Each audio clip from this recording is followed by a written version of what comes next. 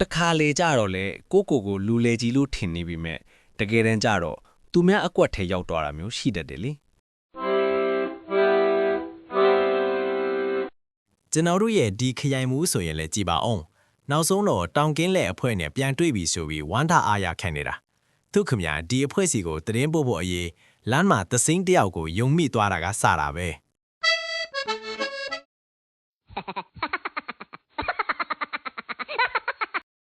အဲ့ဒီလူကတောင်ကင်းလက်အဖက်ကိုတီးတယ်လိုက်ပူပေးမယ်ဆိုပြီးယောင်ဖျောက်ပြီးတော့နောက်ဆုံးကြတော့မှသူ့ကိုကျိုးနဲ့တော့ပစ္စည်းတွေယူပြီးပြစ်ထားခဲ့တာလေအခုမှပဲအလိန်ထားလိုက်ရမှန်းတီးတော့တာ ဒါပေမဲ့ဒီခရိုင်မှုကတော့တကယ်ကိုဥကြောင်ကြောင်နိုင်လွန်ပါတယ်လမ်းမှာကျုံတဲ့ကားတစ်စီးကိုတားပြီးမာကြီးမြို့ကိုဘလောက်ဝေးသေးလဲလို့မေးနေပြန်ပြီကားပေါ်ကလူတွေကလည်းခက်တီတီနဲ့ပဲတက်ခဲ့ဆိုတော့သူကလည်းတအားကိုဝမ်းတာနေတာပေါ့ ခလေးတောင်တည့်ရဲ့တစိမ့်ကားမစီးရဘူးဆိုတဲ့စကားကိုသူမင်းနေပုံရတယ်ကြည်ရတာဒီခရိုင်မှုတော့ဒီတစ်ခါလဲထက်ပြီးအရှက်ကွဲအောင်မဲ့ပုံပဲဗျာ